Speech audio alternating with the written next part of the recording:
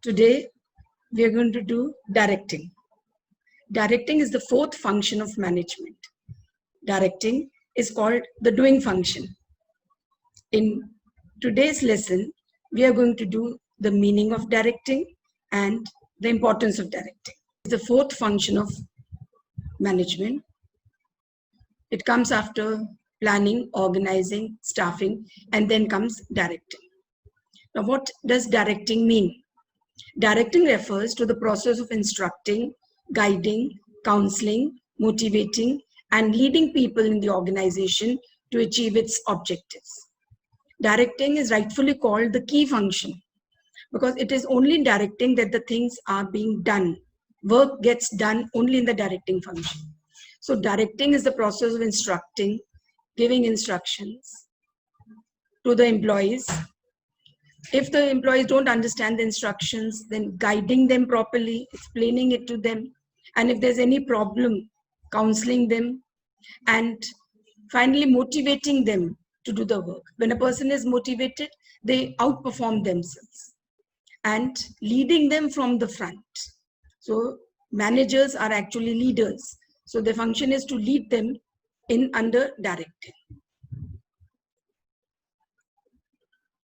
Now come to the importance of directing. First importance of directing is that directing helps to initiate action. When the director says action, the actors start emoting. Unless the director says action, the actors will take their position, they will wait, and then they'll start emoting only once the director says action. Similarly, when the manager instructs his subordinates to do the work, as to who is to do what work, then only the workers under him start performing.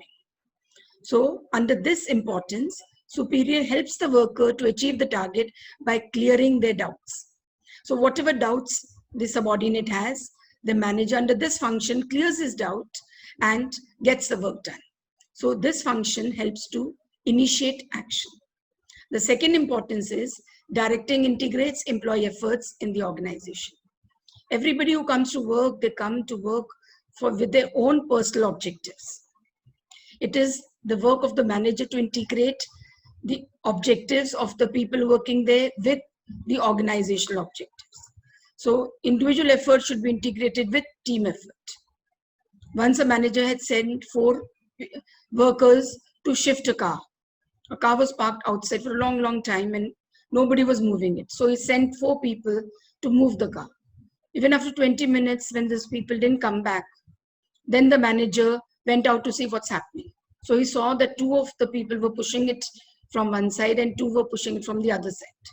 So as a result, they were cutting each other's effort and the work was not being done.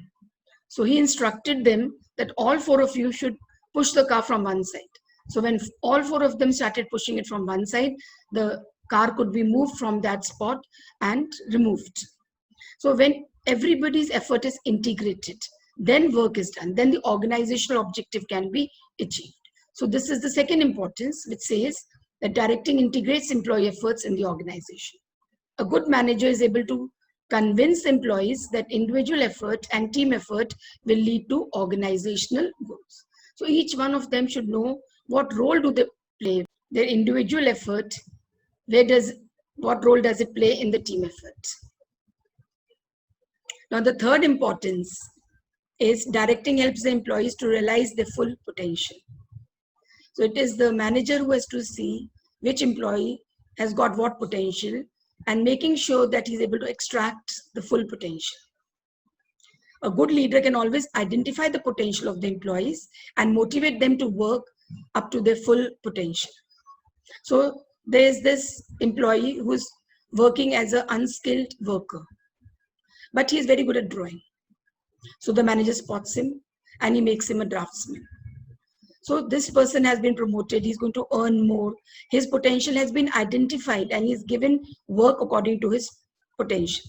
Some people are very good at doing physical work, some are mentally strong. So the work should be given according to the potential of the employees so that they can work to the full potential. Then the fourth importance of directing is directing helps in bringing the needed change. There's a saying, man by nature resists change. Nobody likes to change, but change is inevitable. Every organization has to change. If they don't change, then they will become outdated. So suppose computers have to be introduced in this organization and the workers are reluctant because they will have to stay back after working hours for at least 1 hour every day to learn computer, which nobody is interested in. So it is the role of the manager to explain how this change is going to help them. So maybe the manager could tell them that, see, your career prospects will become better. You'll get some extra stipend for this. Your working environment will be good, so that the workers are motivated to stay back and incorporate the change. So directing helps in reducing resistance to change by properly motivating and guiding the employees. And the last importance is directing helps to bring stability and balance in the organization.